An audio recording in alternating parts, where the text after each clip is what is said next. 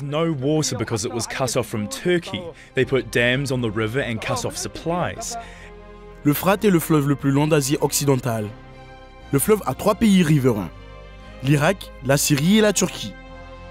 Tandis que son bassin est partagé par 5 pays dont la population totale est estimée à 23 millions d'habitants. Mais les choses ne se présentent pas bien pour le fleuve. Les scientifiques sont choqués par la vitesse à laquelle il disparaît. Plus grave encore que la baisse du débit, les prophéties associées à l'assèchement de l'Euphrate dans les grandes religions du monde. De nombreux chrétiens gardent un œil sur l'Euphrate, qui est pratiquement à sec et auquel est associé un verset biblique mentionnant 4 anges déchus après son assèchement. L'assèchement de l'Euphrate historique est-il dû à l'accomplissement imminent des passages de l'Apocalypse?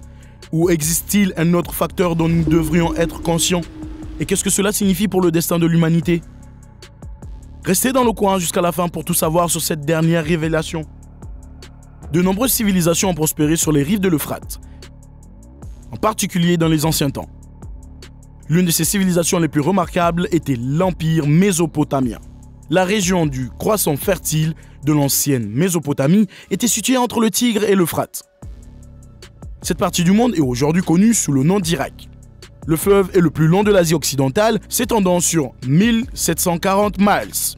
Il prend sa source dans l'est de la Turquie et se jette dans le golfe Persique. En chemin, il traverse la Turquie, la Syrie et l'Irak. L'Euphrate traverse une grande variété de zones de végétation. Bien que des millénaires d'occupation humaine aient considérablement modifié le paysage, dans la plupart des régions du bassin de l'Euphrate, des vestiges de la flore ancienne subsistent. Bien que cela puisse être difficile à croire étant donné l'état actuel du fleuve, cette portion du fleuve était autrefois un modèle de gestion de l'eau à Babylone. Lors de sa marche à travers Babylone, l'armée de Cyrus le Grand est tombée sur les canaux construits entre le Tigre et l'Euphrate pour faire circuler les eaux de ce dernier, qui autrement auraient noyé tout le pays adjacent lors de la fonte des neiges sur les montagnes arméniennes. De grands canaux de la taille d'une rivière couraient parallèlement au Tigre et à l'Euphrate, et des dizaines d'autres traversaient la vallée, reliant les deux cours d'eau. Il n'y avait pas une seule partie du pays qui n'était pas bien arrosée. Les canaux étaient également utilisés pour le transport des récoltes. Le fleuve était également utilisé par les guerriers religieux pour répandre l'islam dans tout le Moyen-Orient. En 656, le gendre du prophète Mahomet, Ali ibn Abi Talib, a transféré la capitale de son califat de Médine à Koufa, sur l'Euphrate, au sud de Babylone. Les champs fertiles de blé, de palmiers, dattiers, de riz et d'autres cultures de Koufa s'étendaient sur des kilomètres sur les deux rives. Pendant des millénaires, jusqu'à aujourd'hui, l'Euphrate a été au cœur de l'identité de nombreuses villes irakiennes. Prenez, par exemple, Falloujah, dont l'emplacement stratégique sur le fleuve a attiré une foule d'envahisseurs, des Perses aux Romains, qui ont attaqué Falloujah au IIIe siècle après Jésus-Christ. En route vers la Méditerranée, les caravanes d'Arabie s'arrêtaient à Falloujah pour abreuver leurs chameaux dans le fleuve. Cependant, les prévisions des experts concernant la rivière sont sombres. Selon des recherches menées par le ministère de l'eau du pays, l'Euphrate et le Tigre en Irak seront à sec d'ici 2 décennies si aucune mesure n'est prise. Malheureusement, ces deux fleuves constituent jusqu'à 98% de l'approvisionnement en eau de surface de l'Irak. En effet, l'Irak pourrait devenir un pays sans fleuve dès 2040. Mais quelle est la cause exacte de l'assèchement de l'Euphrate? La situation est complexe. Mais le changement climatique, les conflits et la construction inconsidérée de barrages dans les pays voisins ont conduit à une crise de l'eau qui menace les moyens de subsistance de millions de personnes dans la région. Berkeley Earth, une organisation à but non lucratif située en Californie et spécialisée dans la recherche sur le climat, affirme que les températures annuelles de l'Irak augmenteront environ 2 fois plus vite que la moyenne mondiale. Le monde s'est réchauffé en moyenne de 1,3 degrés Celsius depuis la fin des années 1800, tandis que l'Irak a connu une hausse étonnante de 2,5 degrés Celsius. L'élément humain des problèmes de l'Euphrate, en revanche, commence à plus de 1000 km en amont, près du bassin versant du fleuve, dans l'est de la Turquie, sous les monts Taurus. Depuis des années, le gouvernement turc construit des barrages pour produire de l'électricité et développer les terres agricoles. Le barrage de Keban, sur le cours supérieur de l'Euphrate, a été construit en 1974, tandis que le barrage Atatürk a été achevé en 1990. Une initiative de 32 milliards de dollars visant à construire 22 barrages et 19 centrales hydroélectriques sur le Tigre et l'Euphrate fournira à terme environ un quart de l'électricité turque. Entre-temps, la Syrie a construit le barrage de Tabqa en amont de Raqqa dans les années 1970 et quelques autres barrages sur l'Euphrate et ses affluents avant que la guerre civile n'interrompe les travaux. Le débit d'eau vers l'Irak a été réduit d'environ 2/3 depuis la construction des barrages turcs et syriens dans les années 1970. Les Irakiens ont affronté les deux voisins pendant des décennies pour obtenir leur part équitable de l'eau.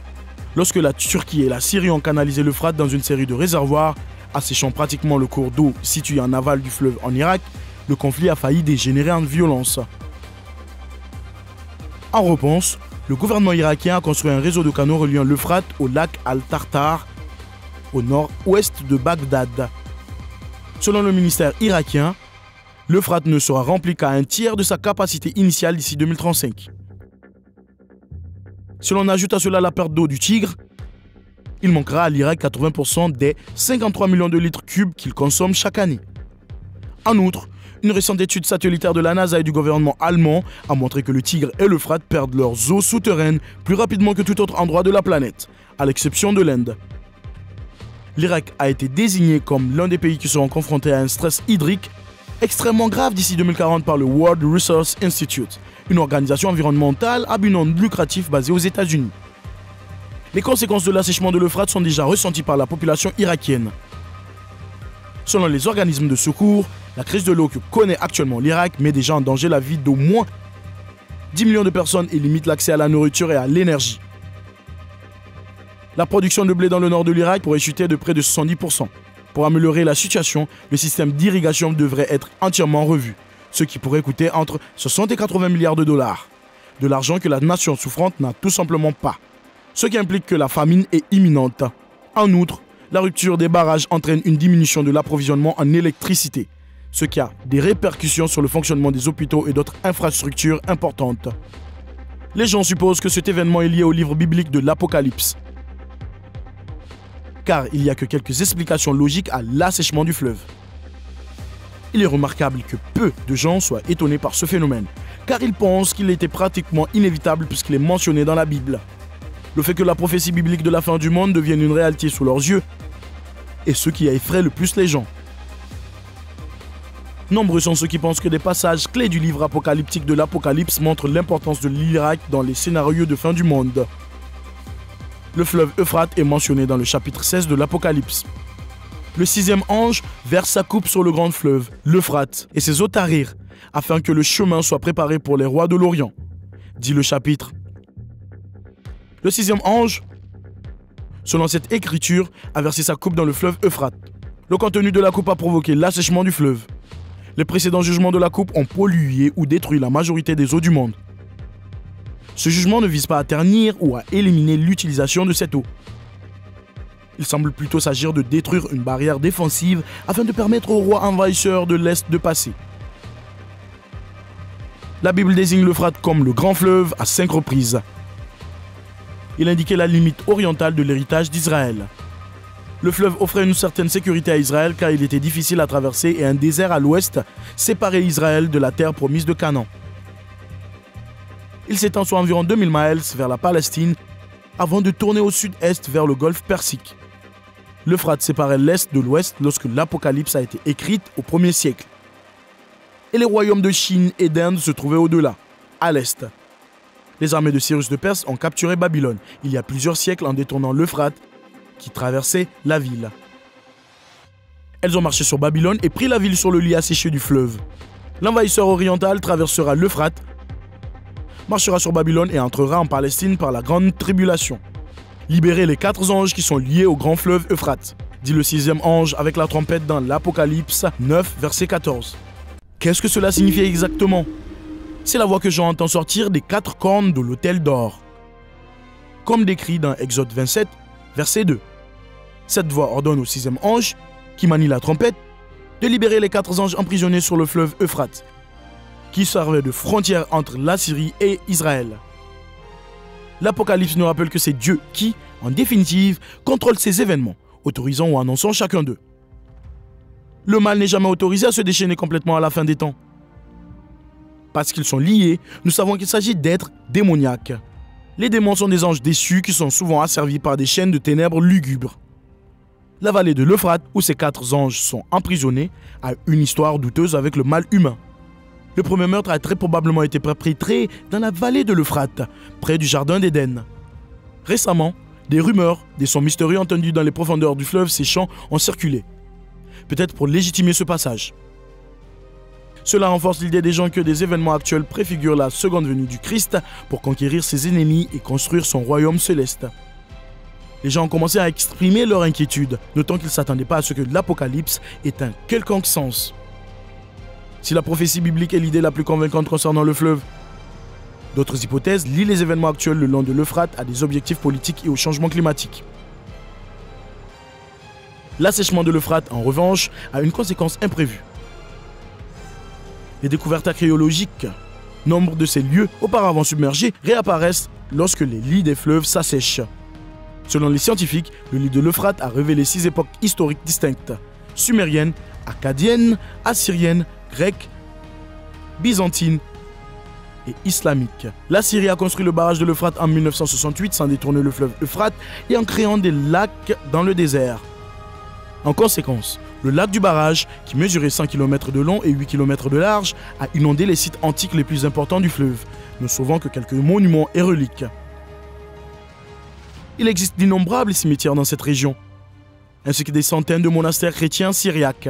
Lorsque le soleil brille et que l'eau du lac est claire, on peut voir clairement les cimetières submergés.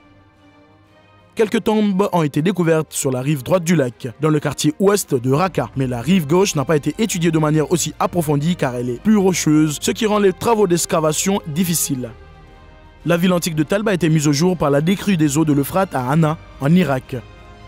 En fait, l'archéologue irakien Mohammad Yassim a affirmé que l'apparition d'au moins 80 monuments historiques était due à la baisse du niveau des eaux du barrage de Haditha. Le département des antiquités de Douak, dans la province irakienne du Kurdistan, a révélé la découverte d'une cité de l'empire Mitanni vieille de 3400 ans. Ce qui a fait surface lorsque les inondations du bassin du Tigre se sont retirées. La ville historique de Zakiko est mentionnée dans les écrits babyloniens. Elle comporte un palais et divers autres bâtiments, ainsi qu'une clôture massive et des textes cunéiformes mis au jour. Les chercheurs ont été stupéfaits de voir à quel point plusieurs des murs en terre séchés au soleil, qui avaient été immergés pendant plus de 40 ans, étaient bien conservés. Cela est très probablement dû au tremblement de terre qui avait dévasté la ville. Les parties les plus élevées du mur ont été transformées en débris, enterrant et protégeant la ville pendant des millénaires. 5 récipients en poterie contenant plus de 100 tablettes cunéiformes, dont certaines étaient encore dans leurs enveloppes d'argile, étaient également remarquablement bien conservées. La survie sous-marine de tablettes d'argile non cuites est considérée comme un miracle par Peter Psalzmer, professeur d'archéologie à l'université de Tübingen. L'équipe pense que les tablettes, dont certaines pourraient être des lettres, fourniront davantage d'informations sur la ville et ses anciens habitants. Dites-nous ce que vous pensez de l'assèchement de l'Euphrate dans la section des commentaires ci-dessous.